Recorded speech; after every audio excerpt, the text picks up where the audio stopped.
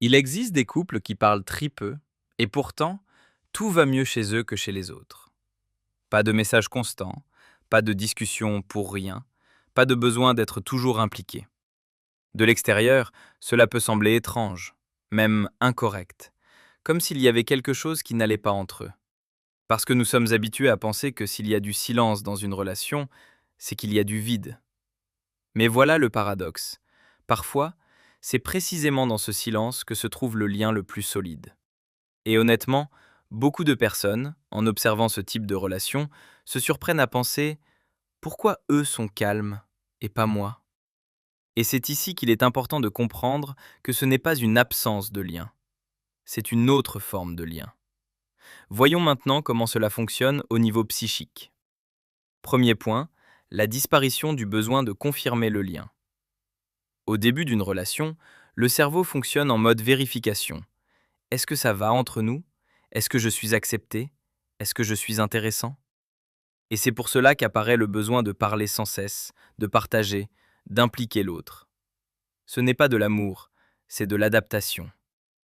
Mais lorsque le lien se stabilise, la psyché cesse d'exiger des preuves constantes. Et alors, le contact cesse d'être une action et devient un fond. Comme le Wi-Fi, il est là, mais vous n'y pensez pas chaque seconde. Deuxième point, la capacité de se séparer sans anxiété. Dans les relations moins stables, tout «je fais ma vie de mon côté» peut être perçu comme un rejet. Pourquoi tu n'es pas avec moi? Je t'ennuie? Et alors, les gens commencent à crier une proximité de façon forcée. Imagine une soirée après une journée difficile. Les deux sont fatigués.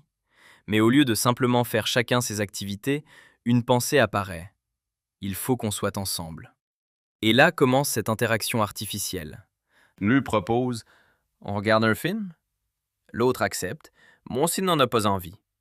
Le film est lancé, mais personne ne le regarde vraiment. L'un est sur son téléphone, l'autre pense à autre chose. Et pourtant, ils sont ensemble, parce que c'est comme ça qu'il faut faire. Et à l'intérieur, il y a une légère tension, difficile à saisir. Ce n'est pas un conflit, ce n'est pas une dispute. C'est la sensation de ne pas être là autre n'en veut vraiment qu'être. Voilà un exemple de proximité créée par obligation, par il faut. Parce que sinon, une question apparaît. Est-ce que c'est normal? Maintenant, imagine un autre scénario. Même soir, même fatigue, mais un autre niveau de relation. L'un dit je vais me reposer un peu, j'ai besoin de silence. L'autre répond d'accord, je vais faire mes choses.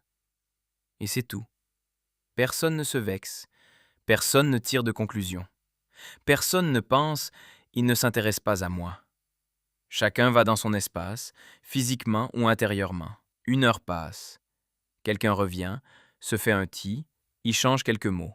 Et pourtant, il n'y a aucune sensation de rupture. Parce que le lien n'a pas disparu.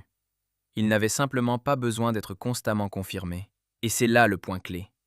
Dans le premier cas, les gens s'accrochent à la forme « nous devons être ensemble maintenant ». Dans le second, ils s'appuient sur le ressenti « nous sommes ensemble en général ». Et c'est une énorme différence. Parce que lorsque le lien de base est là, vous n'avez pas besoin de le prouver à chaque instant par des actions.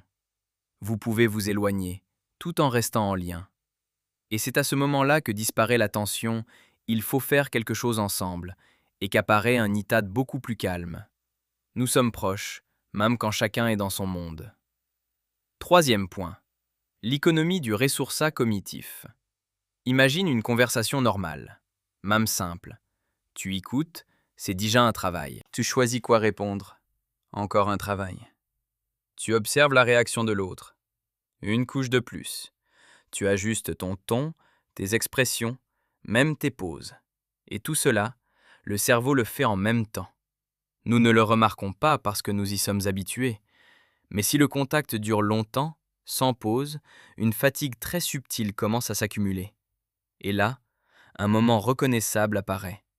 Vous êtes assis ensemble, en train de parler, et soudain, vous avez envie de vous taire. Pas parce que le sujet est terminé, mais parce que le cerveau est fatigué de traiter. Et dans des relations moins stables, il est difficile de se le permettre, parce que le silence est perçu comme un problème. Alors les gens continuent de parler, et la fatigue augmente. Mais dans des relations plus matures, autre chose se produit. Le droit à la pause apparaît. Pas comme un malaise, mais comme une partie naturelle du lien. Et alors, le cerveau commence à se restaurer à l'intérieur même de la relation. Quatrième point. Sortir du rêve de celui qui anime. C'est une dynamique très subtile. Beaucoup ne remarquent même pas qu'ils jouent un rêve dans leur relation. Au début, tu essaies d'être intéressant, tu maintiens la conversation, tu fais des blagues, tu proposes des activités, et c'est agréable, cela donne un retour. Mais en parallèle, une habitude se crée. Je dois maintenir le mouvement. Et là apparaît une tension, souvent inconsciente. Par exemple, vous êtes ensemble, un silence arrive, et immédiatement, une impulsion surgit. Il faut dire quelque chose. Ou bien vous êtes chez vous, il y a du calme, et vous pensez, peut-être qu'on devrait faire quelque chose. C'est ça, le rôle. Et avec le temps, la psyché s'en fatigue, parce que c'est un effort constant. Et si la relation le permet, la personne commence à lâcher ce rêve. Et là, un moment très reconnaissable apparaît. Vous êtes assis ensemble, et vous ne cherchez rien. Vous ne forcez pas la conversation. Vous ne créez pas d'activité. Et il n'y a pas de malaise. C'est inhabituel, mais profondément authentique. Vous n'êtes plus intéressant. Vous êtes simplement vous-même. Cinquième point. Le silence comme indicateur de sécurité. C'est ici que se joue la différence essentielle. Quand vous êtes avec quelqu'un avec qui vous ne pouvez pas vous taire, il y a toujours un léger fond d'anxiété. Très discret, mais constant. Comme s'il fallait être actif, même fatigué, même sans envie. Et cela se ressent comme un fond. Je dois maintenir le lien. Maintenant, imagine l'inverse. Vous êtes ensemble et vous pouvez vous taire. Longtemps. Sans chercher à remplir le silence. Et à l'intérieur, il n'y a aucune pensée « il faut dire quelque chose ». Au contraire, une sensation apparaît. C'est normal. Et ce n'est pas du vide. C'est l'absence de pression. Et c'est un marqueur très précis. Le système nerveux ne perçoit plus l'autre comme une source d'évaluation. Il n'y a plus d'attente d'être quelqu'un. Et l'anxiété disparaît. Et beaucoup se trompent ici, en pensant que nous parlons moins, donc les sentiments diminuent. Alors qu'en réalité, c'est souvent le moment où disparaît le besoin de prouver constamment le lien.